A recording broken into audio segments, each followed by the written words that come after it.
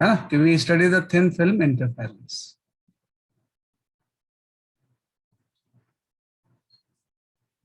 है ना, तो मैंने एक डायग्राम बना दिया था, फिर से उसको प्लॉट करते हैं कि जब भी आपकी इस तरह से कोई ग्लास स्लैब होगा, थिकनेस बड़ी बना रहा हूं अदरवाइज तो थिन ही होता है, तो इसमें आपकी इस तरह से रेज आएंगी। कोई भी आपने व्हाइट लाइट ही ले लिया कि व्हाइट लाइट यहाँ से एंटर होता है, कुछ पार्ट रिफ्लेक्ट हो जाएगा, कुछ पार्ट यहाँ से रिफ्लेक्ट होकर ऐसे जाएगा, और ये आपका यहाँ पे फिर से रिफ्लेक्ट हुआ और ये आपका ऐसे चला जाएगा, है ना, और यहाँ पे भी रिफ्लेक्शन फिर से होगा, और एक पार्ट यहाँ पे रिफ्लेक्ट होकर इंसिडेंट रे के पैरेलल चला जाएगा, जो जैसे कि ग्लास स्लैब में होता है ना, कि जैसे कि क्या होता है बेसिकली आपका ग्लास स्लैब में यूजली हम इसको इनकाउंटर करते हैं। तो यहाँ से इंसिडेंट रे आई, हाँ फर्स्ट स्लाइड ही है, फर्स्ट स्लाइड आज जस्ट बहुत ट्रबल हो रहा है क्लास लेने में। यहाँ पे इंसिडेंट लाइट तो पार्ट रिफ्लेक्ट हो गया, कुछ पार्ट रिफ्लेक्ट हो गया, ऐसे चला गया, और यहाँ से आपकी रेज बाहर निकल गई आपकी, है ना, तो ये स्ट्रक्चर हो गया। तो आपने बोला कि भाई ये जो दोनों होंगी, अगर इसकी इंटेंसिटी I1 I2 है तो बोथ आर कोहेरेंट, है ना, कि बोथ वेव्स जो होंगी वो कोहेरेंट होंगी, both waves are coherent,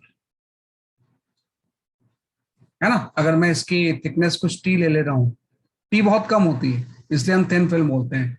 both waves are coherent because same initial source है, सेम इनिशियल सोर्स, कि अल्टीमेटली इसका इनिशियल सोर्स क्या है, बेसिकली आपका सेम है ना, कि यहां से आपकी लाइट आई, रिफ्लेक्ट हुई, अंदर जाके फिर से रिफ्लेक्ट होकर वापस आई, और अल्टीमेटली इनिशियल सोर्स अगर सेम है तो दोनों वेव क्या होंगी, कोहेरेंट होंगी। अब हम क्या करते हैं यहाँ पे कि इस तरह से कोई आपका आप लेंस ले लो, और यहाँ पे आपने कोई स्क्रीन ले लिया ऐसे, तो लेंस से स्क्रीन पे क्या होता है, सुपरपोजिशन होता है ना। तो जब कोहेरेंट वेव सुपर इम्पोज होंगी तो यहाँ पर रिजल्टेंट इंटेंसिटी का फॉर्मूला जो होगा वो अब इंटरफेरेंस के अकॉर्डिंग हो जाएगा। तो सिंपल से हम बोलेंगे रिजल्टेंट इंटेंसिटी डिपेंड करेगी कि फेज डिफरेंस कितना है ना, कि रिजल्टेंट इंटेंसिटी डिपेंड करेगी कि दोनों के बीच में फेज डिफरेंस कितना है। तो हम लिखेंगे रिजल्टेंट इंटेंसिटी अब ये हो जाएगी 2√I1 I2 into cos phi. Coherent wave का सुपरपोजिशन हो गया, क्योंकि वही चीज है कि जैसे इस चीज को, ये जो लेंस मैंने बनाया ना, ये आपके आई का लेंस है, कि और ये लाइट अगर व्हाइट लाइट है, सपोज मैंने बोला अगर ये लाइट जो है वो व्हाइट है, और ये जो थिन फिल्म स्लैब जैसे मैंने बनाया है, this is the thin film of oil, आप ले सकते हो,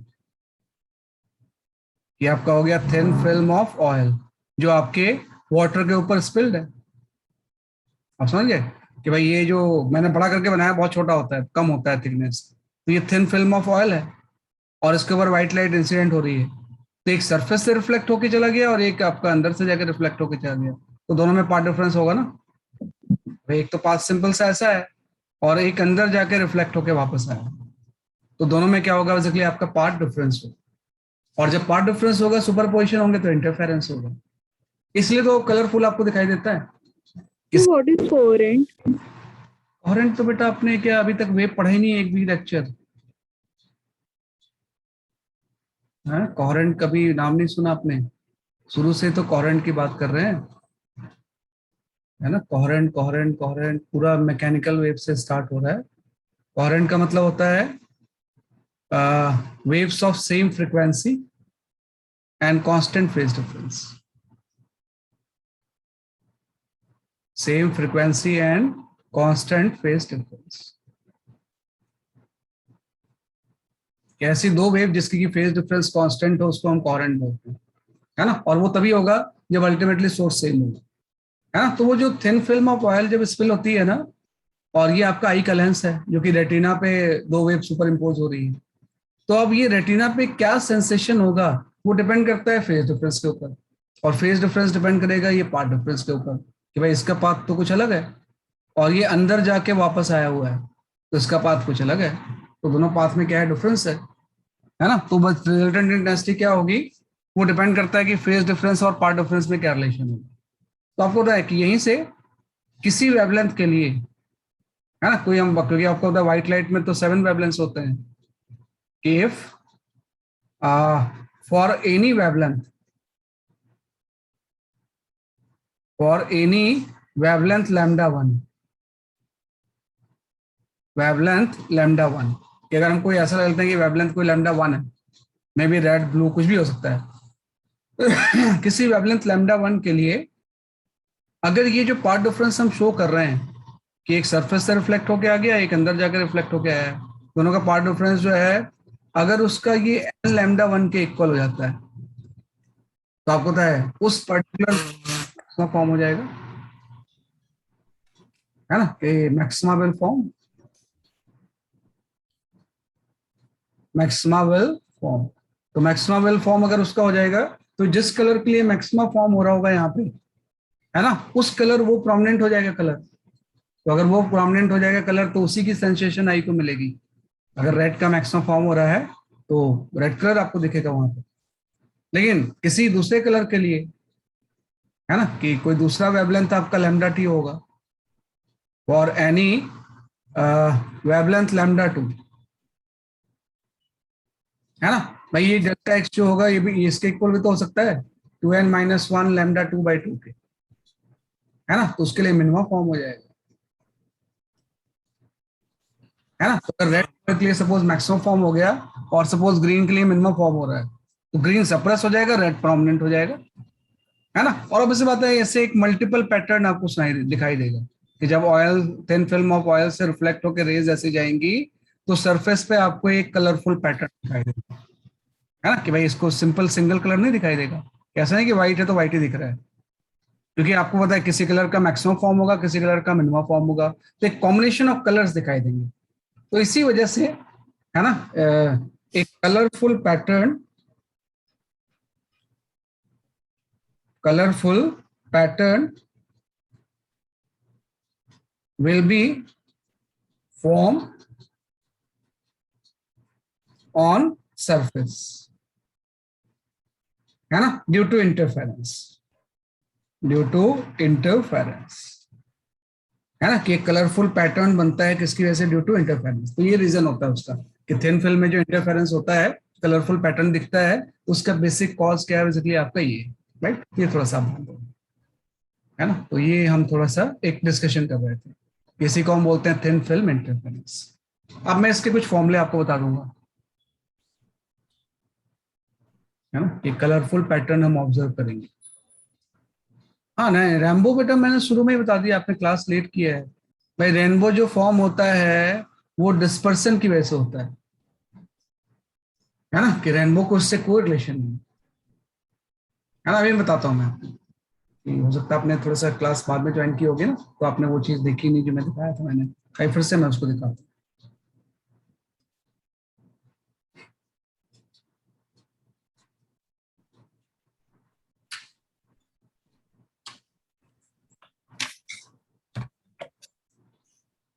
हाँ स्टार्टिंग में मैंने बताया था थोड़ी चीजें।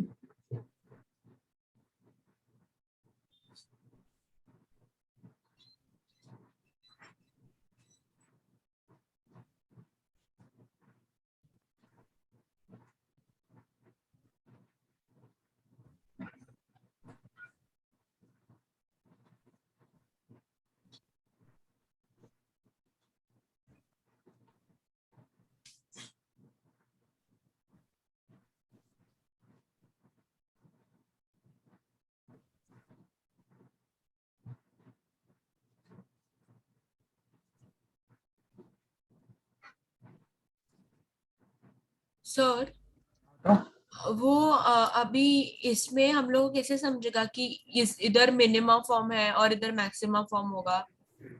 उसमें मतलब ऐसा हम प्रिसाइज बता नहीं सकते ना, हाँ क्योंकि तो इधर फॉर्मूले आपने दो दिए ना, मैक्सिमा का अलग और हाँ मिनिमम। नहीं, मैक्सिमम मिनिमम और भी फॉर्म हो सकते हैं, तो मैंने एग्जांपल दिया है कि मतलब ऐसे अप्रोक्सीमेट एक्सप्लेनेशन है कि जैसे पार्ट डिफरेंस जो है ना, कि जो भी पार्ट डिफरेंस है वो तो फिक्स है, कि इन दोनों वेव के बीच में path difference delta x fix है, और लेकिन लैम्डा तो अलग अलग होता है ना व्हाइट लाइट में। तो लैम्डा अगर अलग अलग होगा तो किसी लैम्डा के लिए हो सकता है it will satisfy the condition for maxima, तो वो प्रोमिनेंट हो जाएगा, किसी के लिए हो सकता है कंडीशन मिनिमा हो जाए तो वो सप्रेस हो जाएगा। लेकिन इसके बीच में भी हो सकता है, मतलब नेट इंटेंसिटी कुछ इन दोनों के बीच में भी हो सकती है, कि मैक्सिमा और मिनिमा के बीच में, तो इसलिए तो आपको एक मिक्सचर ऑफ कलर ऑब्टेन होता है, कोई वेल डिफाइंड कलर नहीं आता है ना। कि जो आपने कलर यहाँ पे शो किया था जिसको कि हम एक्सप्लेन कर रहे हैं, वो आप देखो पैटर्न कैसा है, एक मिक्सचर ऑफ कलर है।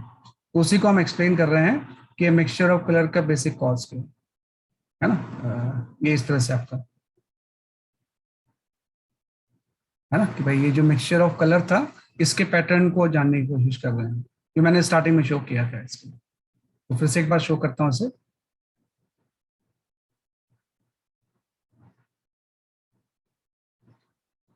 हाँ ये कलर, तो आप देखो कोई कलर ऐसे वेल डिफाइंड थोड़ी है। आप देखो एकदम फ्यूज टाइप का बन रहा है, कोई बाउंड्री नहीं बन रही है ना। तो जैसे यहाँ पे जो पोर्शन है वो ग्रीन है, तो मतलब यहाँ से जो रिफ्लेक्शन हो रहा होगा इसमें, या ब्लू है जो भी कलर है उसमें, इस कलर का मैक्सिमम फॉर्म हो रहा होगा, इसलिए डोमिनेट कर रहा है। कहीं अगर वॉयलेट सर्कल बन रहा है तो वहां से रिफ्लेक्शन के बाद वॉयलेट बन रहा होगा, क्योंकि ये तो मैंने सिंगल रे लिया है। ऐसे तो मल्टीपल रेज होंगी ना जो अलग अलग प्लेसेस पर रिफ्लेक्ट होंगी। तो ये जो ऑयल स्पिल होता है किसी भी वाटर के ऊपर, है ना, ये this is due to the thin film interference. ये जो होता है किसकी वजह से होता है? Due to thin film interference. Interference है ना। तो आप देखो कोई एक वेल डिफाइंड कलर थोड़ी, एक मिक्सचर ऑफ कलर टाइप का बन गया है ना। तो ये फिनोमेना जो है इसी को हम बोलते हैं बेसिकली आपका थिन फिल्म इंटरफेरेंस। हाँ वही पेट्रोल की वजह से बनता है रोड, वही मैं बता रहा हूँ कि भाई किसी भी अगर वाटर के ऊपर अगर आप पेट्रोल स्पिल कर दो तो एक इस तरह से पैटर्न बन जाता है। तो ये पैटर्न इंटरफेरेंस की वजह से ही बनता है। तो इसका करेक्ट एक्सप्लेनेशन जो है वो इंटरफेरेंस आ जाएगा, है ना, कि इस तरह से आपका हाँ डिस्प्ले मतलब मिनिमा बनने का मतलब जैसे आप समझ रहे हो ना, कि जैसे यहाँ पे कोई कलर अगर सपोज प्रोमिनेंट है तो बाकी कलर सप्रेस हुए होंगे। सप्रेस हुए होंगे मतलब इस साइड से जो रिफ्लेक्शन हो रहा होगा, क्योंकि रिफ्लेक्शन तो हर जगह से होगा ना, ऐसे कैसे जाएंगी, ऐसे रेज जाएंगी, यहाँ से भी व्हाइट लाइट इस तरह से हर जगह से जाएंगी। तो जब आपकी आई के अंदर ये जाएंगी तो जहां से जिस कलर का प्रोमिनेंट हो रहा होगा उस कलर का मैक्सिमम बन रहा होगा, और जो कलर सब बाकी कलर जो होंगे वो सप्रेस हो रहे हैं उसका मिनिमम बन रहा होगा, है ना। तो व्हाइट लाइट जब भी इस तरह से रिफ्लेक्ट होगी तो आपकी आई के अंदर जब एंटर करेंगे तो ऐसा कलरफुल सेंसेशन मिलेगा। किसकी वजह से? Due to thin film interference, है ना, कि किसकी वजह से हो जाएगा इसलिए आपका due to thin film interference. तो ये थिन फिल्म इंटरफेरेंस की वजह से होता है जो रेनबो का फॉर्मेशन होता है ना, कि रेनबो फॉर्मेशन जो होगा वो थिन फिल्म इंटरफेरेंस नहीं होता है। Rainbow formation is due to, है ना, आपका डिस्पर्सन होता है। ये डिस्पर्सन नहीं है, dispersion and total internal reflection. Rainbow के फॉर्मेशन में दो चीजें इन्वॉल्व होती हैं, टोटल इंटरनल रिफ्लेक्शन, है ना। तो सबसे बिल्कुल ही अलग है, इसमें कहीं कोई डिस्पर्सन जैसी कोई चीज नहीं है। रिफ्लेक्शन हुआ और दोनों कोहेरेंट हैं तो सुपरपोजिशन होके मैक्सिमम मिनिमम फॉर्म करके कलर का सेंसेशन देती है ना। तो इसी को मैंने थ्योरेटिकली वहां पे बनाया हुआ है कि एक सिंगल डायग्राम से, रे की डायग्राम से इसको शो किया है कि कैसे ये बेसिकली आपका थिन फिल्म इंटरफेरेंस होता है ना। तो याद रखना कि ये थोड़ा सा डिफरेंट चीज है। तो this is due to the thin film interference, है ना। आप उसके मैं कुछ फॉर्मूले लिख दूंगा, डेरिवेशन उतनी जरूरत नहीं है उसकी आपको, बस फॉर्मूले आप ध्यान रखना। जैसे कि आप बोल रहे हो ना कैसे पता चलेगा कि मैक्सिमम बनेगा मिनिमम बनेगा, तो उसके लिए फॉर्मूले होते हैं, उसके लिए फॉर्मूले होते हैं। भाई मैक्सिमा की कंडीशन कैसे सेटिस्फाई होगी और मिनिमा की कंडीशन कैसे सेटिस्फाई होगी, है क्या करेगा इससे? तो ये हम आगे इस पे इस तरह से,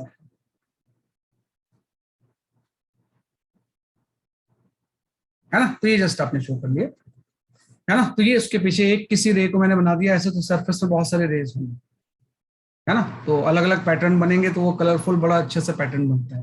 this is due to the thin film interference.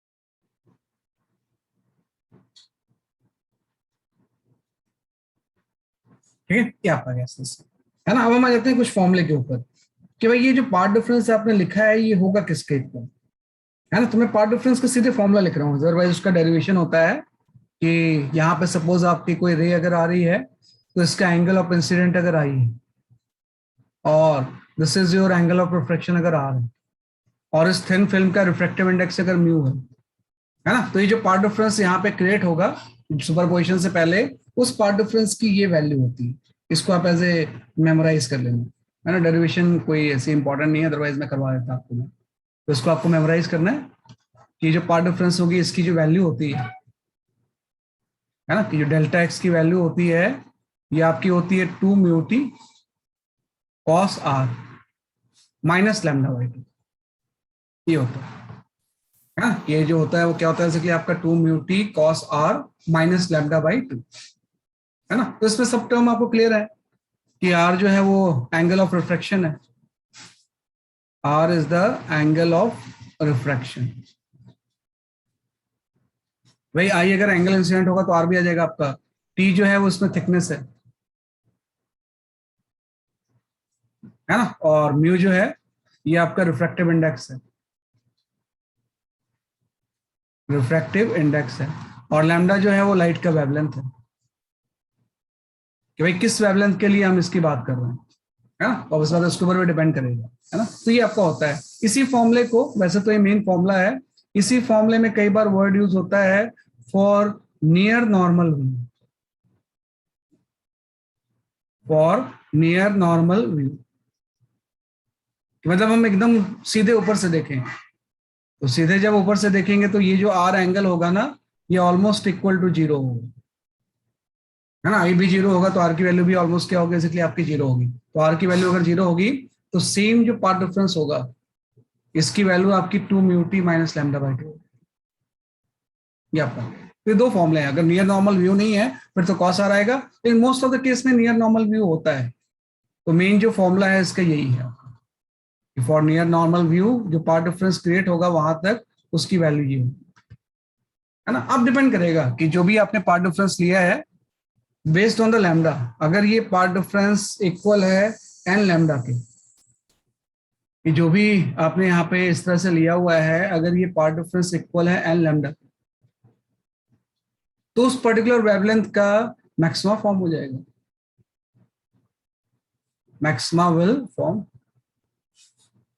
For that wavelength. और अगर ये इक्वल है 2n minus 1 into lambda by 2 पे, तो उस कलर का मिनिमा फॉर्म हो जाएगा, मिनिमा विल फॉर्म।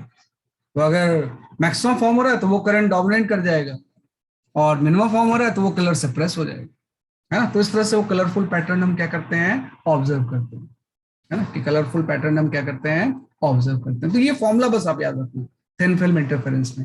इसके ऊपर कई बार नीट में क्वेश्चन आ सकते हैं, है ना, कि भाई थिन फिल्म में जब इंटरफेरेंस होता है तो पार्ट डिफरेंस की वैल्यू कितनी होती है ना। Delta x is the path difference, है ना, कि जो डेल्टा एक्स है वो क्या है, बेसिकली आपका पाथ डिफरेंस, या है ना। तो आ जाएगा। इसके बीच में भी कुछ भी हो सकता है, जैसे मैंने तो एक्सट्रीम ले लिया है, मैक्सिमम एंड मिनिमा होगा, बीच में कुछ दूसरा भी हो सकता है कि भाई इंटेंसिटी हो लेकिन कम हो, है ना। तो उसके अकॉर्डिंग चीजें क्या होंगी, चेंज होंगी, राइट। तो ये चीज था thin film interference. This is your point number 7, point number 7।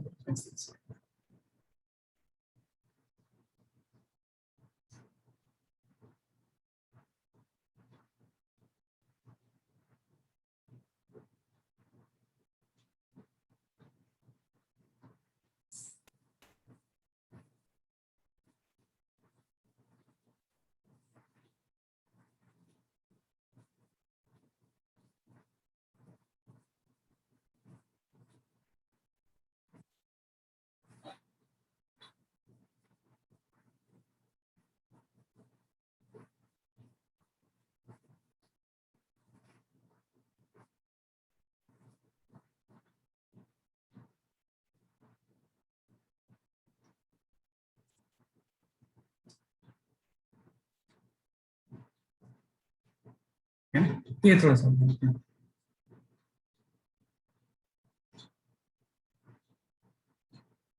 तो this is called as a thin film interference. This is the point number 7, है ना. 6 पॉइंट तक तो हम कल लास्ट क्लास नहीं पढ़ चुके थे, बस ये क्लास पॉइंट बचता है. That is your point number 8. Point number 8 पे आ जाते हैं, है ना. नंबर ऑफ मैक्सिमा और मिनिमम. सर आप लास्ट स्लाइड दिखा सकते हैं वापस? अभी दिखा रहा हूं.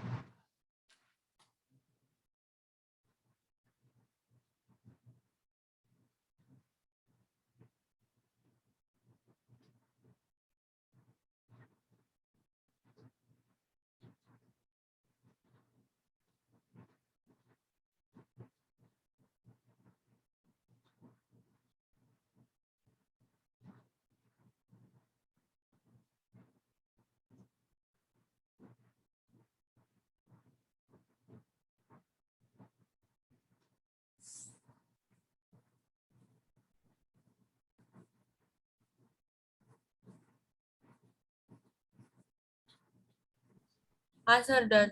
ओके, है ना. ये आपका गया. इसके बाद हम आ जाते हैं जो नेक्स्ट चीज है आपकी, that is your number of maximum. Last point है आपका. इसके बाद आपके Young's double slit experiment complete हो जाएगा, है ना. तो जो पॉइंट नंबर 8 है, that is the numbers of maxima और minima form. Minima form on screen, on screen if separation between slit है ना is comparable to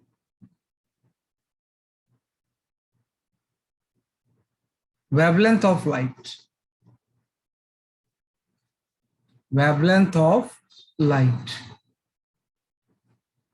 है ना. ये ध्यान रखना है, मैंने लास्ट में जो लिखा है कि नंबर ऑफ मैक्सिमम और minimum form on the screen if separation between the slit, है ना, is comparable to wavelength of light. क्योंकि अभी तक जो हम फॉर्मूला पढ़ रहे थे ना, जो मैं पार्ट डिफरेंस का फॉर्मूला ये लिखता था YDSE में, है ना. इन YDSE लिख लो, इन YDSE की हम बात कर रहे हैं. तो YDSE में जो पार्ट डिफरेंस आप लिख रहे थे डेल्टा एक्स, उसकी value y into small D by capital D होता था ना. मैंने आपको बताया था, इसके लिए मैंने एक एज्यूम्पशंस लिए थे कि ये फॉर्मूला हम तभी यूज कर सकते हैं व्हेन टू कंडीशन सेटिस्फाइड, कि capital D is very very large as compare to the small d and small d is very very large as compare to the wavelength of light, है ना. Then only you can use this path difference. अगर ऐसा नहीं है तो हम ये path difference का फॉर्मूला यूज नहीं कर सकते हैं, है ना. पार्ट डिफरेंस जो ये होता है YDSE में किसी भी पर्टिकुलर पॉइंट पे, उसके लिए कंडीशन है. तो हम वो कंडीशन नॉर्मल केस में सेटिस्फाई होती थी कि जैसे डी इक्वल टू आपने ले लिया 100 सेंटीमीटर, है ना. स्मॉल डी इक्वल टू आपने 1 मिलीमीटर ले लिया, और वेवलेंथ ऑफ लाइट जो होगी सपोज आपने 500 नैनोमीटर ले लिया. तो आप देखो कैपिटल डी स्मॉल डी से ज्यादा है और स्मॉल डी वेवलेंथ से बहुत ज्यादा है. तो ये फॉर्मूला हम यूज कर सकते थे. लेकिन मैंने बोला है कि if separation is between the slit is comparable to the wavelength of light, कि अब ये चीज तो है, लेकिन अब ये नहीं, स्मॉल डी की वैल्यू कंपेरेबल, तो उस केस में जो नंबर ऑफ मैक्सिमम फॉर्म होते हैं ना स्क्रीन पे, वो लिमिटेड होते हैं. कि अगर ये कंडीशन फॉर्म हो तो बहुत सारे मैक्सिमम फॉर्म होंगे. लेकिन अगर ऐसा हो जाए कि सपोज किसी केस में मैं एग्जांपल लेता हूं, suppose if small d is equal to the 3 of lambda, जो भी वेवलेंथ हम यूज कर रहे हैं, मे बी माइक्रोवेव यूज कर रहे होंगे लाइट के लिए, तो इतनी वेवलेंथ बहुत कम होती है उसकी. जैसे कोई माइक्रोवेव यूज कर रहे हैं तो उसकी वेवलेंथ का जो सेपरेशन स्लिट है that is 3 times. If D की वैल्यू 3 लैम्डा है तो आपसे क्वेश्चन पूछ जाएगा कि find out number of maxima form on screen,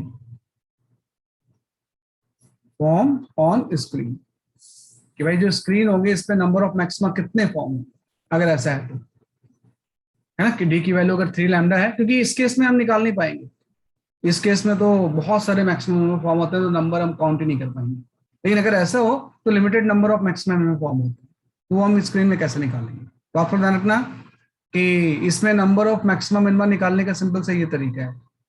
मैं इसको शो कर देता हूँ कि भाई ये आपका 2 स्लिट्स हो गए, है ना. थोड़ा सा मैथमेटिकल चीज है लेकिन एकदम आसान है. और ये आपका स्क्रीन हो गया, बीच में आपने एक रेफरेंस लाइन ले ली सेंटर में, और ये इसका ऑरिजिन हो गया। तो हम जानना चाहते हैं कि भाई कितने मैक्सिमम फॉर्म होंगे, एक फॉर्म होंगे, दो फॉर्म होंगे, तीन फॉर्म होंगे, कितने होंगे, है ना, अगर डी की वैल्यू 3 लैम्डा है तो, है ना। तो इसके लिए आप थोड़ा ध्यान दो कि जब मैं ये चीज डिराइव कर रहा था तो सबसे पहले जो मैंने पार्ट डिफरेंस लिखा था ना, वो मैंने ये लिखा था S2P माइनस S1। फिर मैंने ये कंडीशन अप्लाई की थी कि मैंने बोला था if capital D is very very large as compare to small d, तो ये पार्ट डिफरेंस इक्वल हो जाएगा डी साइन थीटा, है ना। और फिर मैंने एक और अप्रोक्सीमेशन लिया था कि D is very very large as compare to lambda होगा, तो सेम पार्ट डिफरेंस हो जाएगा डी टेन थीटा के। और ये चीज थी बेसिकली आपकी y d by capital D जो आप निकालते हो। इस तरह से फ्लो करके मैंने बताया था। लेकिन आप देखो कि इस केस में अगर मैं पार्ट डिफरेंस किसी पी पॉइंट पे लिखूं, मैं लिखूंगा delta x equal to S2P by S1P, तो होगा ही, है ना। और इसमें कैपिटल डी जो है still very large as compare to small d है, तो डेल्टा एक्स हम लिख सकते हैं बेसिकली आपका डी साइन थीटा। लेकिन अगर डी की वैल्यू 3 लैम्डा है तो we can not write the d tan theta के इक्वल। ये आप ध्यान रखना कि अगर स्मॉल मतलब ऐसा हो जाए कि वेवलेंथ किस जिस चीज का हम ले रहे हैं अगर वो लार्ज है, डी के कंपेरेबल है, तो हम डी टेन थीटा नहीं ले सकते, मतलब आप path difference d sine theta ही होगा, है ना। इसको फर्दर हम इसमें रिड्यूस नहीं कर सकते, तो आप path difference d sine theta है। तो आपको मुझे निकालना है नंबर ऑफ मैक्सिमा। तो ये पार्ट डिफरेंस जहां पे एन लैम्डा के इक्वल होगा वहीं तो मैक्सिमा फॉर्म होगा। तो आप लिख दोगे कि for maxima this d sine theta should be equal to the n lambda. तो जिस एंगल पे वो मैक्सिमम फॉर्म होंगे वो हम इस फॉर्मूले से कैलकुलेट कर सकते हैं। साइन थीटा की value n lambda by small d हो जाएगी, है ना। किसी साइन थीटा की वैल्यू हो जाएगी कि जिस एंगल पे वो मैक्सिमम फॉर्म होगा वो हम कैलकुलेट कर सकते हैं, angular position n lambda by small d हो जाएगी। और अभी आपने बोला है कि आपने जो लिया है वो डी इक्वल टू 3 लैम्डा के लिए करना है मुझे। वैसे कुछ भी हो सकता है, डी 4 लैम्डा भी हो सकता है, 5 लैम्डा, कुछ भी, एनीथिंग, है ना। लेकिन मैंने तो 3 लैम्डा के लिए करना है, तो मैं डी की वैल्यू पुट कर देता हूँ। तो अगर डी इक्वल टू मैं यहाँ पे 3 लैम्डा ले लूँ, if I take d equal to 3 lambda, तो यहां से साइन थीटा की जो वैल्यू आ जाएगी वो n/3 आ जाएगी, है ना। अब मैं n की वैल्यू पुट करता हूँ कि भाई जो मैक्सिमम फॉर्म होगा वो वहां पे फॉर्म होगा जहां पे साइन थीटा की वैल्यू n/3 है। अब मैं n की वैल्यू लेता हूँ, n की वैल्यू मैं 0 ले लूंगा। तो जैसे मैं n 0 लूंगा, यहाँ पे साइन थीटा की वैल्यू 0 हो जाएगी। तो ऑब्वियस होता है n इक्वल टू 0 पे सेंट्रल मैक्सिमा ही तो बनता है, तो ये आपका एक सेंट्रल मैक्सिमा बन गया। ये इसको पहले आप लिख लो, फिर मैं नेक्स्ट पेज पे इसको बताता हूँ।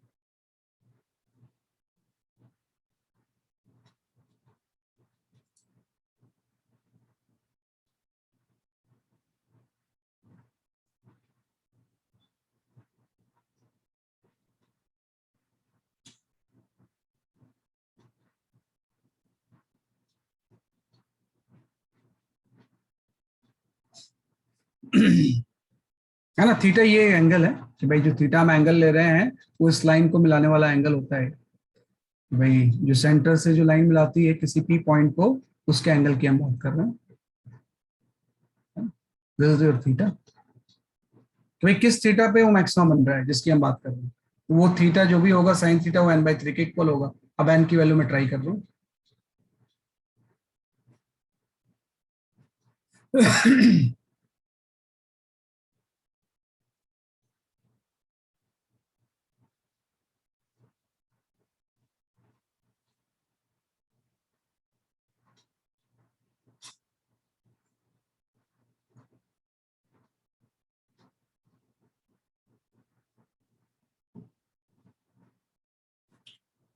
ठीक है, ये आपका गया।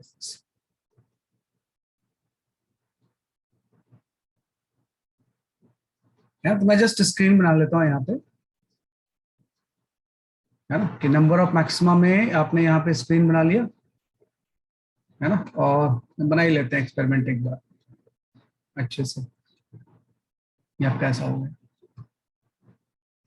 है ना, क्योंकि इसके ऊपर भी आपसे छोटे छोटे क्वेश्चंस आ रहे हैं काफी, है ना। तो ये आ गया इस तरह से, ये सेंटर लाइन हो गया, है ना। अब आपको पता है कि आपने बोला कि मैक्सिमा जहां पे फॉर्म होगा वहां पे साइन थीटा की वैल्यू n/3 होगी।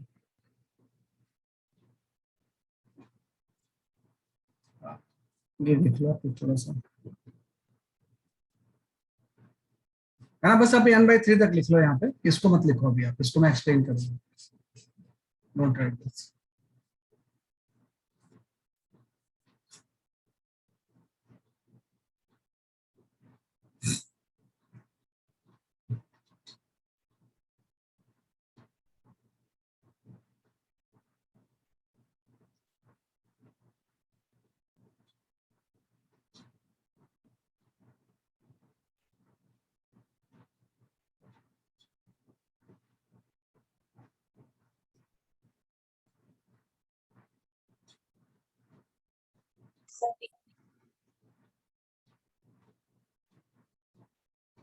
ठीक है, ये आपका गया। तो मैंने बोला जहां पे मैक्सिमम फॉर्म होगा वहां पे साइन थीटा की वैल्यू n/3 होगी, तो मैं n की वैल्यू ट्राई करता हूँ कि भाई कितने मैक्सिमम बन सकते हैं, तो यहाँ से आप खुद ही समझ जाओगे। तो n इक्वल टू मैंने यहाँ पे 0 ले लिया, तो साइन थीटा 0 पे एक मैक्सिमम फॉर्म हो गया, इसी को हम बोलेंगे सेंट्रल मैक्सिमम बन गया, सेंट्रल मैक्सिमम। तो सेंट्रल मैक्सिमम तो सेंटर पे ही बन जाएगा ना, तो सेंट्रल पे अगर बनेगा तो नॉर्मली सेंट्रल मैक्सिमम तो यहाँ पे बन गया आपका, ऐसा ये बन गया सेंट्रल मैक्सिमम। तो पहला मैक्सिमम तो बन गया, वो सेंट्रल मैक्सिमम हो गया। अगर मैं n इक्वल टू यहाँ पे 1 ट्राई करूँ, तो एक एंगल आ जाएगा साइन थीटा 1, इसकी वैल्यू 1/3 हो जाएगी, तो हम बोलेंगे ये फर्स्ट मैक्सिमम फॉर्म होगा, फर्स्ट मैक्सिमम, है ना। मतलब दोनों तरफ में, सेंट्रल के दोनों तरफ, ऊपर भी और नीचे भी, एक आपका फर्स्ट मैक्सिमम बन जाएगा, है ना। ऊपर भी एक फर्स्ट मैक्सिमम बनेगा दूसरा, और नीचे भी एक फर्स्ट मैक्सिमम बन जाएगा। और इसी की तो आपने एंगुलर पोजीशन निकाली है कि उसका जो थीटा 1 अगर एंगल होगा तो साइन थीटा 1 की वैल्यू वहां पे 1/3 होगी। एग्जैक्ट हम एंगल निकाल सकते हैं कितना होगा ये, इसको जैसे मैं यहाँ पे मिलाऊंगा ऐसे लाइन जो होगी, तो ये जो लाइन होगी वो थीटा 1 हो जाएगी, है ना। कि दोनों तरफ ये जो एंगल होगा ये आपका थीटा 1 हो जाएगा, थीटा 1 एंड थीटा 1, और उस थीटा 1 की जो वैल्यू होगी 1/3 होगी। अब मैं ट्राई करता हूँ n=2, तो यहाँ से साइन थीटा 2 आ गया, तो 2/3, तो यहाँ पे आपका बन गया बेसिकली आपका सेकंड मैक्सिमम। वही सेकंड मैक्सिमम भी फॉर्म होगा इस केस में, क्योंकि साइन थीटा की वैल्यू 2/3 हो गई, तो आप यहाँ पे ऐसा बना लो, तो सेकंड मैक्सिमम भी बन गया आपका ऐसा ही, है ना। और इसका अगर एंगल हम देखना चाहें कि इसकी एंगुलर पोजीशन क्या होगी, तो इसकी जो एंगुलर पोजीशन होगी जस्ट आपका ऐसा हो जाएगा, है ना। ये जो एंगल होगा ये आपका थीटा 2 हो जाएगा, है ना, कि this angle will be theta 2, है ना। ये वाला पूरा जो एंगल होगा ये आपका थीटा 2 हो जाएगा, ये भी एंगल जो होगा ये कितना हो जाएगा, इसलिए आपका थीटा 2 हो जाएगा, हाँ। तो साइन थीटा 2 की वैल्यू क्या होगी, 2/3 होगी, सेकंड मैक्सिमम फॉर्म हो गया। अब यहाँ पे प्रॉब्लम आ गई, n=3 जब लेंगे, तो यहाँ से जो साइन थीटा 3 होगा वो तो 1 आ जाएगा, 1 आ जाएगा, मतलब थीटा 3 की वैल्यू 90 हो जाएगी, और थीटा 3 90 होने का मतलब इधर कहीं पे ना, वही एंगल बढ़ता जा रहा है, और थीटा 3 यहाँ पे 90 हो गया, मतलब यहाँ पे कहीं पे, तो यहाँ पे तो कोई स्क्रीन है ही नहीं, वही स्क्रीन पे थोड़ी फॉर्म होगा, तो हम बोलेंगे this maxima will not form on screen, maxima will not form on screen, on screen, भाई मैक्सिमा स्क्रीन पे फॉर्म होगा ही नहीं, क्योंकि इसके लिए तो स्क्रीन कहीं ऊपर होनी चाहिए थी यहाँ पे, तभी तो 90 वाला फॉर्म होता मैक्सिमा, है ना। तो अब इसकी बात है कि अब इससे ज्यादा तो हो ही नहीं सकता है, we can not take n=4, क्योंकि n=4 लेंगे तो जो साइन थीटा की वैल्यू होगी वो ग्रेटर देन 1 आ जाएगी, वी कैन नॉट टेक, क्योंकि साइन थीटा की वैल्यू ग्रेटर देन 1 तो हो ही नहीं सकती है ना, वी कैन नॉट टेक, है ना। तो मतलब इतने ही मैक्सिमम इसमें फॉर्म होंगे, इससे ज्यादा नहीं फॉर्म होंगे, जो मैंने एक डायग्राम में शो किया है। तो आप देखो कितने मैक्सिमम फॉर्म हो गए, एक सेंट्रल फॉर्म हो गया, दो फर्स्ट हो गए, दो सेकंड हो गए, तो यहाँ पे इसका आंसर आ गया कि अगर स्लिट के बीच का सेपरेशन अगर 3 लैम्डा के इक्वल है, then 5 maxima will form on screen, will form on screen, सिर्फ 5 मैक्सिमा बनेंगे, एक सेंट्रल, दो फर्स्ट, दो सेकंड, और किस पोजीशन में बनेंगे वो भी मैंने निकाल लिया, तो बड़ा इंपॉर्टेंट क्वेश्चन होता है कि आपसे दे जाता है कि भाई डी की वैल्यू इतनी है, तो बताओ नंबर ऑफ मैक्सिमा कितने होंगे, तो इसी प्रोसेस से हम निकालते हैं, है ना, इसी प्रोसेस से हम क्या करते हैं, इसको कैलकुलेट करते हैं।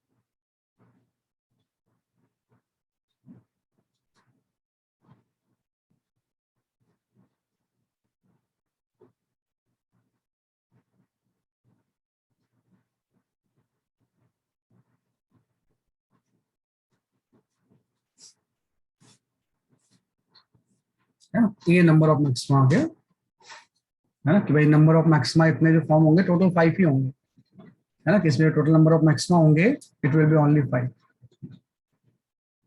है ना, कि सिर्फ 5 मैक्सिमा इसमें केस में फॉर्म करेंगे। तो ये थोड़ा सा पॉइंट नंबर 8 था, इसके ऊपर भी कई बार क्वेश्चंस आते हैं, है ना, कि पॉइंट नंबर 8 था। फिर मैक्सिमा जैसे निकाला वैसे मिनिमा भी निकाल सकते हैं, है ना, कि जैसे आपने मैक्सिमा निकाला है वैसे क्या निकाल सकते हैं, जैसे कि आपका मिनिमा, वो भी मैं डिमॉन्स्ट्रेट करता हूँ आपको, नंबर ऑफ मिनिमा कैसे फॉर्म होगा।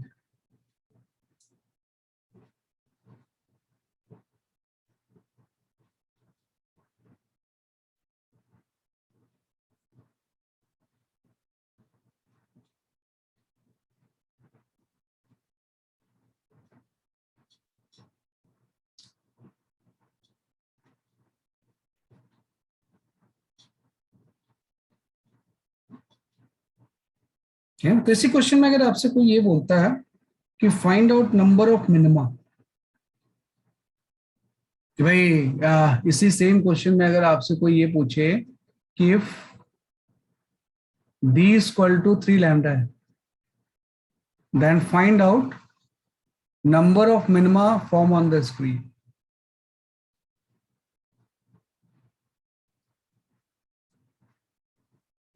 ऑन स्क्रीन, है ना, कि भाई स्क्रीन पे नंबर ऑफ मिनिमा कितना फॉर्म हो।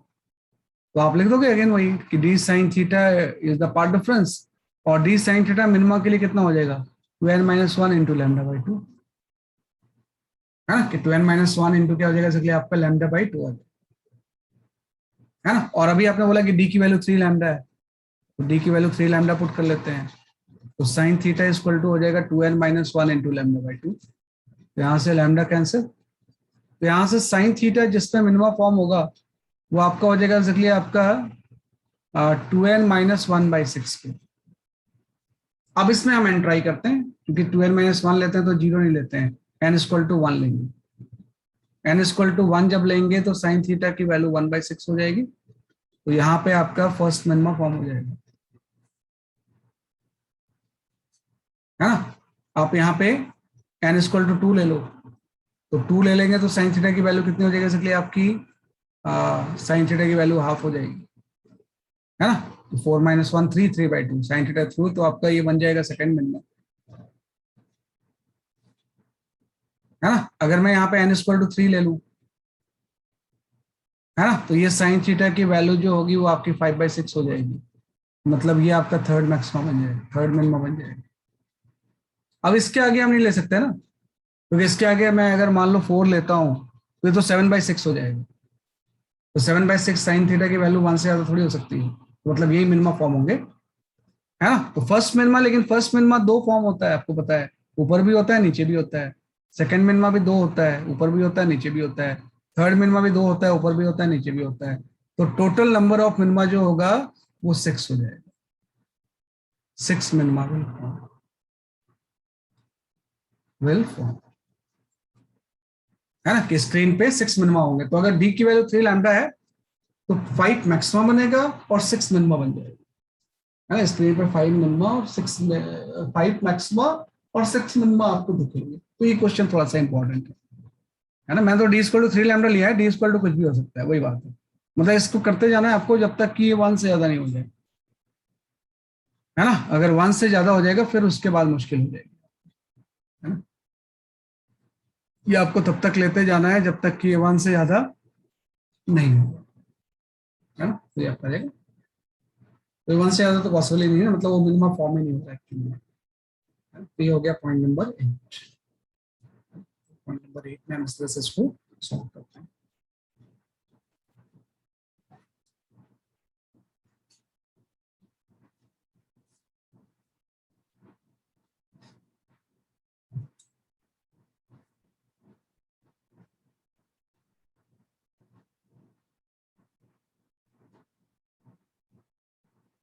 ये आपका एक्सरसाइज, ठीक है ना। तो ये we have covered the Young's development and this discussion. तो मेनली जो वे ऑप्टिक्स में ये ज्यादा है, बाकी पोर्शन तो थोड़े से कम, है ना। तो बाकी पोर्शन थोड़े से कम है, तो I will share few questions, है ना, उसको थोड़ा सा ट्राई करो। है ना। अभी यंग्स डबल स्लिट एक्सपेरिमेंट पे ही फोकस करेंगे, नहीं तो आप अननेसेसरी बाकी फिनोमेना से मिक्स हो जाओगे, है ना। मैं भी शो करता हूँ प्रीवियस स्लाइड, है ना। Let's go to previous slide.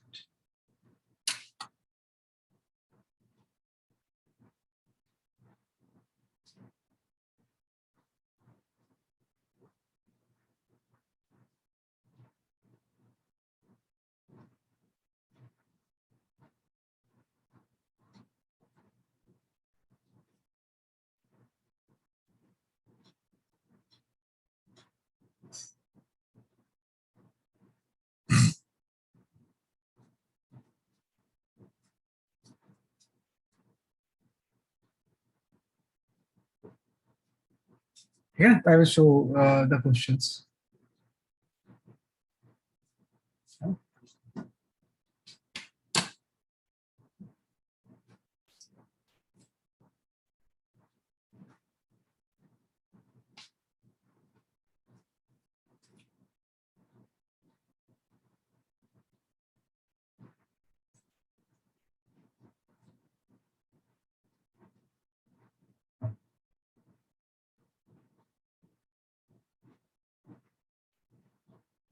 है ना, this was the first slide.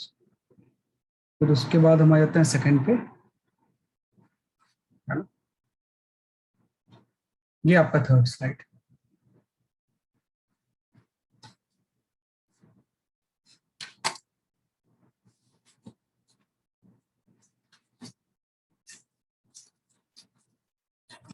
Sir एक बार सब स्लाइड दिखा दो ना, नंबर लिख के। हाँ, फर्स्ट, इसके बाद आपका हो गया सेकंड। सर वेट, स्क्रीनशॉट लेना है। अच्छा, ले लो screenshot.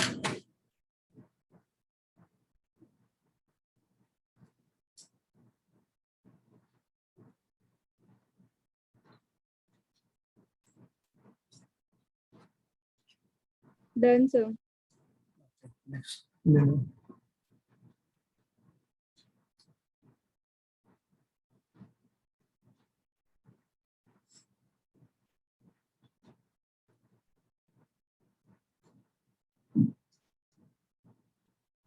Done sir.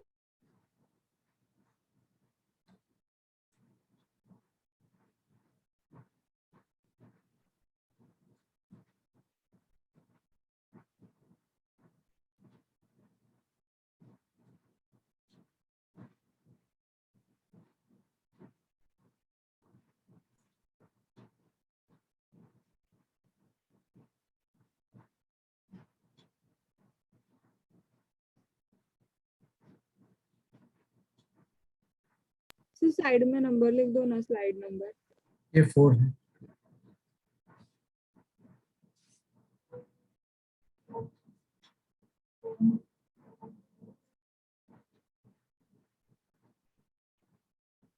Done. This is your fifth, this is the last slide, है ना। अब मैं एनिमेटर शेयर करता हूँ आपसे, इसको आप थोड़ा सा अटेंड करो।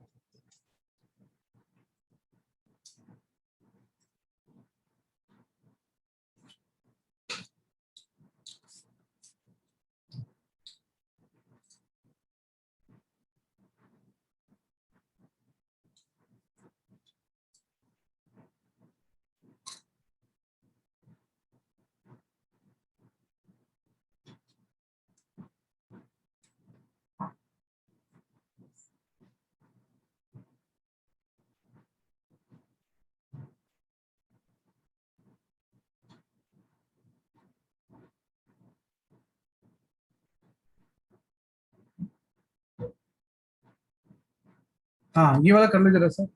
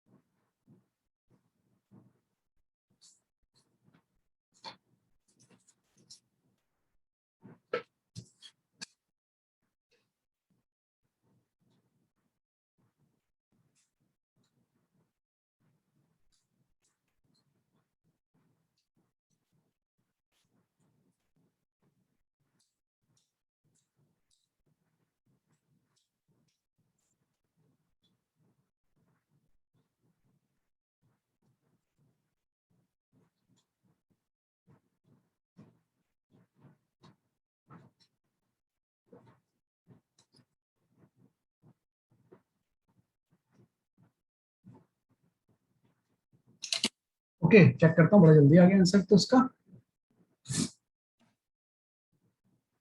इकरा एक मिनट मुझे चेक करने जरा आंसर।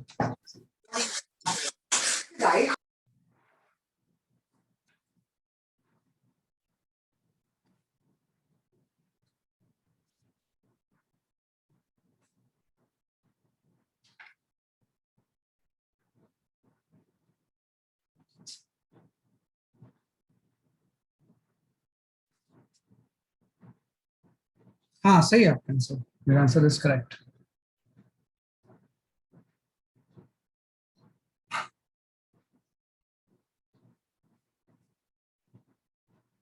इसका इससे रिलेशन नहीं, जो अभी आपने पढ़ा ना नंबर ऑफ फ्रिंजेस, इससे रिलेशन नहीं, ये सॉल्व होगा फ्रिंज विड्थ से, है ना। इसमें देखो ना आपकी वेवलेंथ और डी तो बहुत ज्यादा होगा, वेवलेंथ लाइट की है ना, वेवलेंथ लाइट के लिए तो नंबर ऑफ काउंट कर नहीं सकते, बहुत ज्यादा होते हैं। इसका जो कॉन्सेप्ट है वो फ्रिंज विड्थ से सॉल्व होगा। फ्रिंज विड्थ की value lambda D by small d होती है।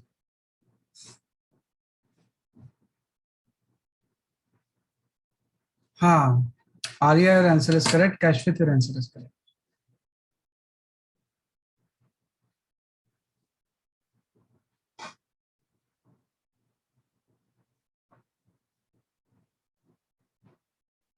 Shalini your answer is correct.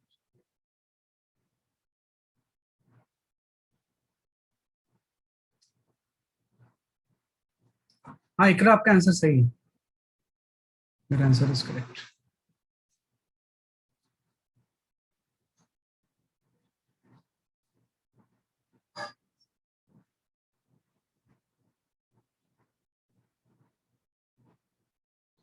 इकरा आप अपना नाम कैसे प्रोनाउंस करते हो बाद वाला?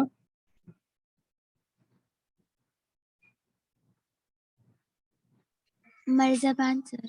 अच्छा मर्ज़बान, है ना, तो ये इकरा और भी है इसमें, तो कई बार मुझे बोलना पड़ता है।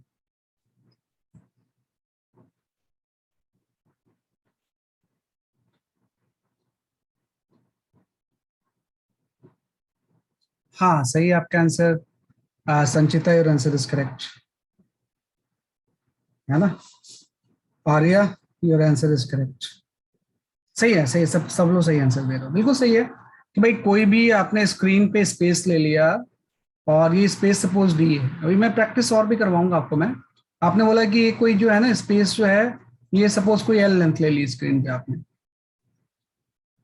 है ना। अब इस एल लेंथ पे क्या होगा, कुछ मैक्सिमम फॉर्म होंगे। एल लेंथ पे इस तरह से आपके फ्रिंज के पैटर्न्स बनेंगे, ऐसे बहुत सारे बनते हैं ऐसे। तो एल लेंथ में नंबर ऑफ मैक्सिमा कितने फॉर्म होंगे हम निकाल सकते हैं, किस फॉर्मूले से, फ्रिंज विड्थ से। तो भाई एल लेंथ में कितने नंबर ऑफ फ्रिंजेस होंगे, कि नंबर ऑफ फ्रिंजेस कितने होंगे एल लेंथ में, वो आपका हो जाएगा एल बाई फ्रिंज विड्थ,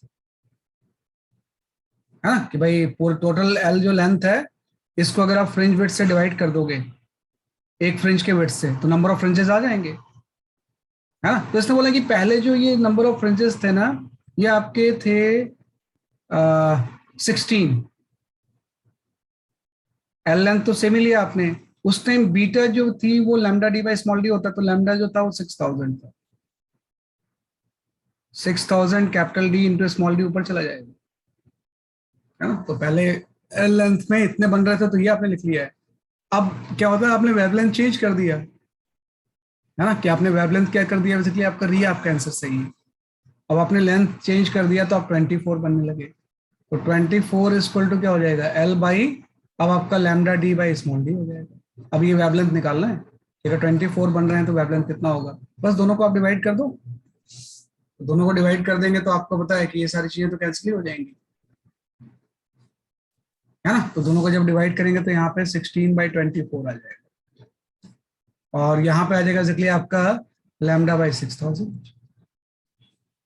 है ना। तो लैम्डा की वैल्यू जो होगी वो आपका 16/24 इंटू 6000 आ जाएगा, बस हो गया। इससे सॉल्व कर लेंगे इसमें, है ना। तो इससे सॉल्व करोगे तो विल गेट योर आंसर, है ना। तो इससे आपका जो आंसर आएगा वो 4000 आर्मस्ट्रांग, 4000 आपका आर्मस्ट्रांग, तो डी ऑप्शन इज करेक्ट, है ना। तो नंबर ऑफ, जैसे वो तो केस अलग था कि भाई इसमें इससे ज्यादा बनते ही नहीं है, जब ये लाइट हम यूज करते हैं ना तो बहुत सारे फ्रिंजेस बनते हैं, क्योंकि लाइट का वेवलेंथ तो देखो 6000 आर्मस्ट्रांग है, इतना छोटा तो कोई स्लिट हो ही नहीं सकता।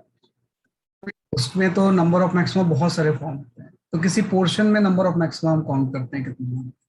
इसमें कितने बन रहे हैं, कितने नंबर ऑफ फ्रिंजेस बन रहे हैं, तो वो आपका एल बाई फ्रिंज विड्थ से निकाल सकते हैं। तो ये भी काफी इंपॉर्टेंट क्वेश्चन है ना। बाकी आप मॉड्यूल ट्राई करोगे तो और भी क्वेश्चंस मिलेंगे आपको ये करने से। तो 4000 आर्मस्ट्रांग हो गया। काफी लोगों ने सही आंसर दिया इसका।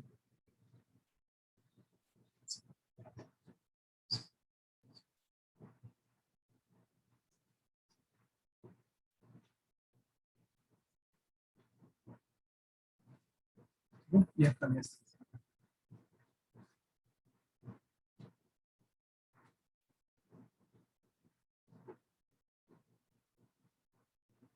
हाँ वही एन लैम्डा से भी कर सकते हैं, एन लैम्डा से भी कर सकते थे, एन लैम्डा से भी कर सकते हैं इसे। नंबर ऑफ मैक्सिमा जितने फॉर्म होंगे उतने फ्रिंजेस होंगे, उससे भी कर सकते हैं, लेकिन ये ज्यादा अच्छा मेथड है।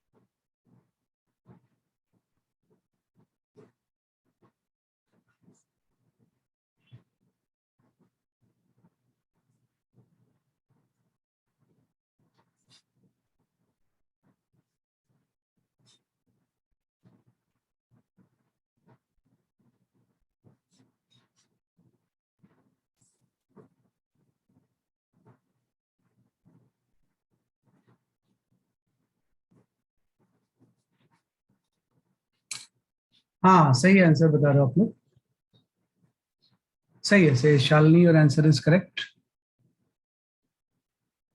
नहीं नहीं 9 AM तक ही क्लास होगी आज, है ना, कंटिन्यू नहीं होगा, it will not be continue. 9 AM तक होगा, किसी और दिन एडजस्ट करेंगे इस time. Class will be up to 9 AM only.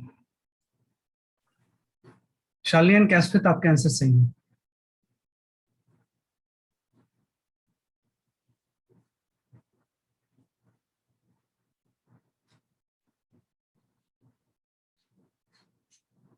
Arya सही है आपका आंसर।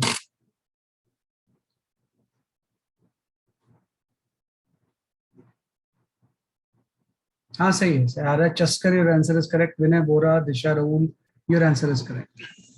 सही बता रहे हैं, क्योंकि तो सिंपल से कल आपने डिस्कस किया था कि भाई वाई की पोजीशन जो मैक्सिमम बनता है वो N lambda d y small d होता है ना, तो बाकी सब चीजें तो कांस्टेंट है। तो इफ टू ब्राइट फ्रिंज कॉन्साइड्स, अगर दो ब्राइट फ्रिंज कॉन्साइड करती है, रेंज कॉन्साइड्स, है ना। तो मतलब एन और लैम्डा का प्रोडक्ट कांस्टेंट रहेगा, ये तो होता है। एन लैम्डा का प्रोडक्ट कांस्टेंट होने का मतलब n one into lambda one equal to n two into lambda two हो जाएगा। तो यहाँ से lambda one by lambda two का जो रेशियो होगा वो आपका n two by n one हो जाएगा, है ना। तो एन टू इसने दिया हुआ है आपका 8 9 दिया हुआ है आपको ये, और ये आपका 8 है। तो मतलब जो लैम्डा वन और लैम्डा टू में रेशियो होना चाहिए वो 9/8 का होना चाहिए। तो 9/8 का रेशियो यही तो है खाली।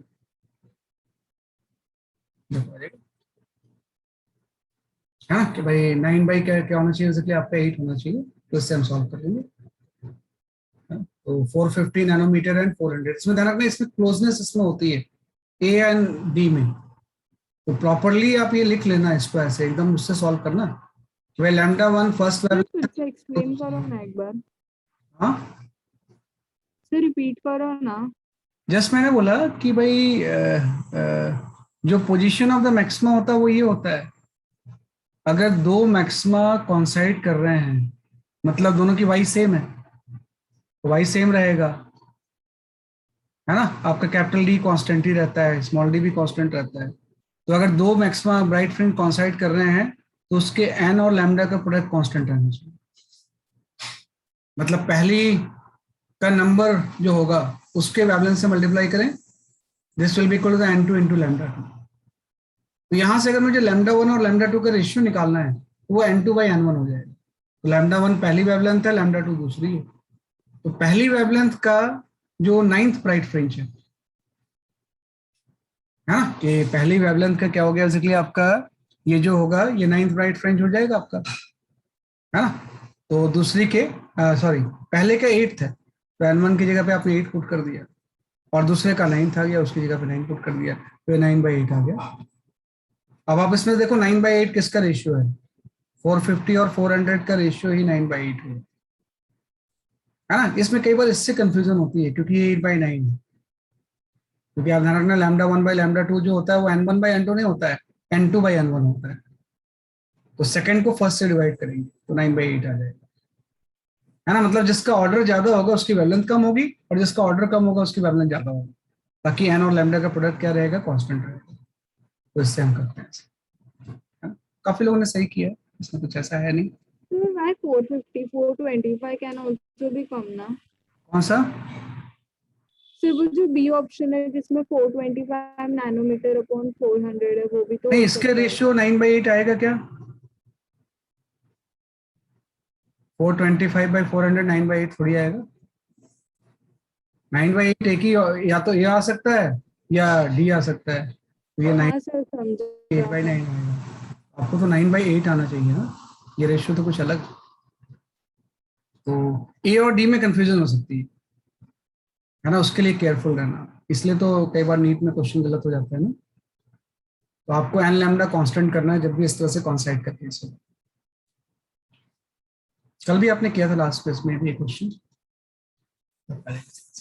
ये आता है कॉन्साइड वाला क्वेश्चन। मैक्सिमा भी कर सकते हैं, मिनिमा भी कर सकते हैं।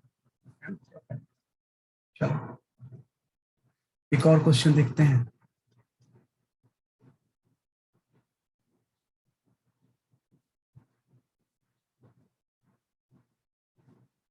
हाँ ये कर लेते हैं, दिस द लास्ट क्वेश्चन। बाकी मैं एक क्लास तो सिर्फ क्वेश्चन प्रैक्टिस के रखूंगा। Once the syllabus is completed तो बहुत सारे क्वेश्चंस की हम प्रैक्टिस करेंगे। इसका टॉपिक कंप्लीट होने के बाद एक पूरी क्लास जो 2 घंटे की होगी ना उसमें सिर्फ क्वेश्चंस करेंगे हम, उससे बहुत फायदा होगा।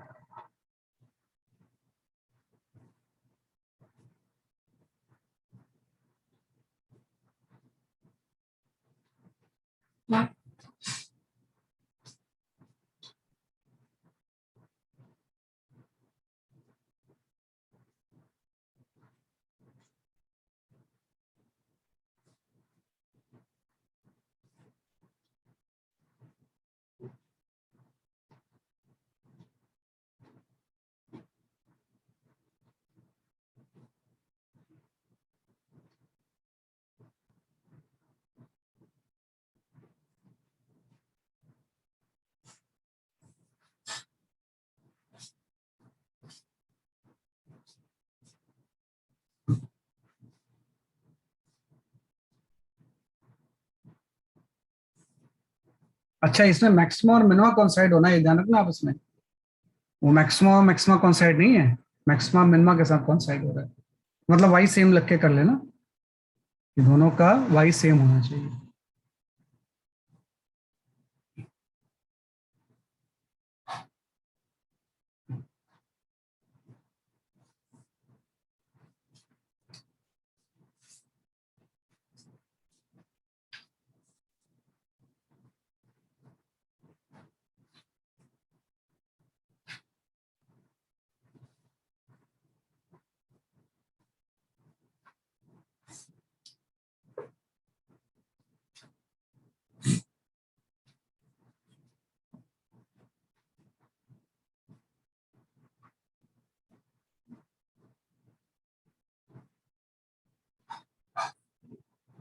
इसमें तो एन सेम रहेगा, है ना, मतलब जैसे एन मिनिमा, थर्ड मिनिमा है तो थर्ड ही मैक्सिमा होगा, क्योंकि ऑर्डर पूछ रहा है ना वो, तो सेम ऑर्डर के लिए ही बात कर रहा है शायद।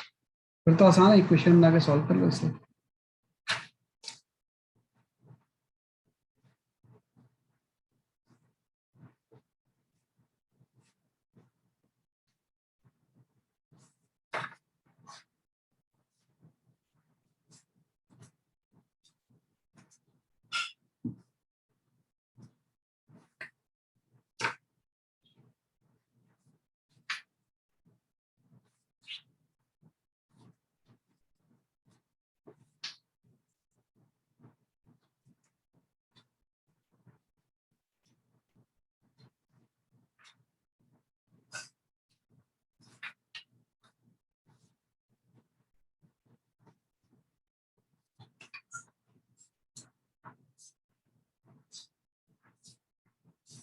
नहीं, मैं चेक करता हूँ answer, wait for moment.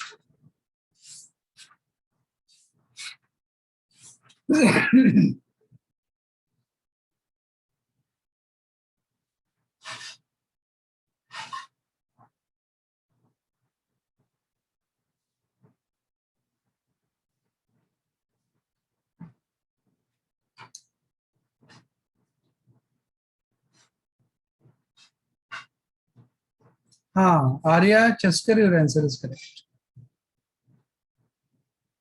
Kashfit, your answer is correct.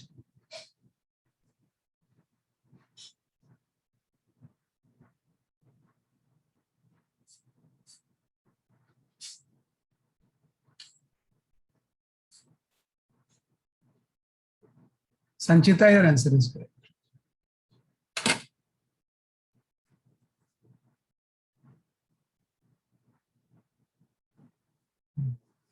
सही है ना। Now explain this question. इसने बोला कि भाई दो वेवलेंथ है ना, किस लोएस्ट ऑर्डर में जो होगा एक का मैक्सिमा, वन वेवलेंथ का जो मैक्सिमा होगा दूसरे के मिनिमा से कोइंसाइड करेगा, ये बताना है आपको। हाँ, दिशा सही है आपका आंसर, सालनी सही है। तो इसमें ये हो जाएगा भाई दोनों का वाई सेम जगह पे होगा, तो आपको पता है कि वाई की वैल्यू मैक्सिमा की जो होती है वो N lambda D by D होती है, और मिनिमा का वाई जो होता है वो आपका होता है 2n-1 into lambda D by 2d, ये तो होता है ना, कि 2n-1 into lambda D by क्या हो जाएगा, इसलिए आपका 2d हो जाएगा। बस इन दोनों को इक्वेट कर दो, तो n जो एक आप वेवलेंथ से लोगे वो 450 ले लोगे, capital D by small D,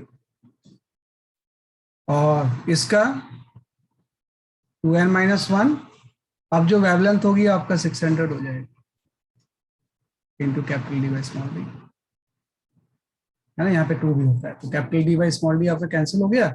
अब इससे एन सॉल्व करके निकाल लो कितना आपका, है ना, तो यहाँ से आपका 2n-1 बाई एन की वैल्यू कितनी हो जाएगी, ये आपका हो जाएगा बेसिकली आपका 450/600।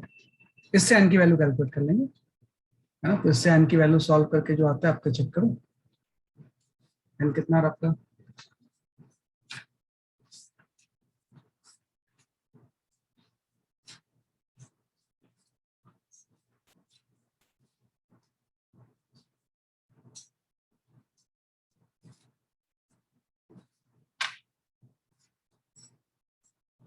है ना, तो इससे सॉल्व करके आपका इजिली आ जाएगा ये, है ना। मेरे ख्याल से एन की वैल्यू 2 आ रही है इसको सॉल्व करके,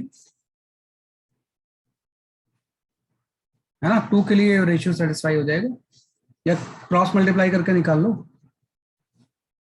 है ना, ये आपका 3/4 ही तो हो जाएगा, तो 3/4 हो जाएगा, तो क्रॉस मल्टीप्लाई करेंगे तो विल गेट योर आंसर। तो n की value 2 means B option is correct, है ना। हाँ, इकरा सही आपका आंसर है, n के स्क्वायर। तो ये बहुत आता है, तो ज्यादा अच्छा होगा ना, कोई चीजें सोचने से अच्छा है कि आप y सेम कर लिया करो भाई। मैक्सिमा कॉन्साइड करेंगे तो दोनों का n1 लैम्डा 1 लेके y सेम कर लिया करो, मिनिमा कॉन्साइड करेंगे तो n1 लैम्डा 1 लेके कॉन्साइड कर लिया करो, और मैक्सिमम मिनिमा कॉन्साइड करेंगे तो इसको इक्वल कर लिया करो। तो ये कॉन्साइड करो, कोई दूसरा फॉर्मूला यूज मत करो, ये हम कर सकते हैं सर। तो ये कॉन्साइड वाले क्वेश्चंस बहुत आते हैं, तो n इक्वल टू आपका 2 आ गया, ठीक है ना, तो हम कर सकते हैं सर। चलो, तो आज के इतने काफी है ना, कि आज हमने Young's double slit experiment complete कर लिया, है ना। तो नेक्स्ट क्लास में we will study the diffraction, है ना, कि अब एक इंटरफेरेंस के बाद नेक्स्ट जो फिनोमेना आता है वो डिफ्रैक्शन आता है, तो हम डिफ्रैक्शन पढ़ लेंगे। That's all for today, bye bye.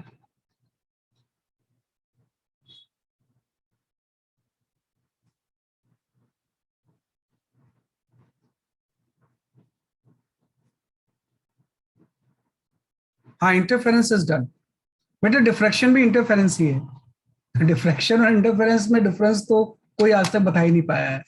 बड़े बड़े साइंटिस्ट जो है ना, कि what is the pure difference between interference and diffraction. अगर डिफ्रैक्शन नहीं होगा तो इंटरफेरेंस नहीं होगा, आपने पढ़ा था शुरू में। अगर लाइट स्प्रेड नहीं होती तो इंटरफेरेंस कैसे होती, और अगर इंटरफेरेंस नहीं होगा तो डिफ्रैक्शन नहीं होगा। तो दोनों चीजें लिंक्ड है, हम पढ़ते जरूर उसको सेपरेटली है ना, लेकिन वही चीज है, ये दोनों चीजें आपस में क्या है, लिंक्ड है। लाइक जैसे इलेक्ट्रिसिटी और मैग्नेटिज्म में किसी ने आज तक डिफरेंस नहीं बता पाया, क्योंकि इलेक्ट्रोमैग्नेटिज्म जो होता है आपस में क्या होता है, बेसिकली आपका लिंक्ड होता है। तो वैसी भी चीज है। तो that's all for today, bye bye.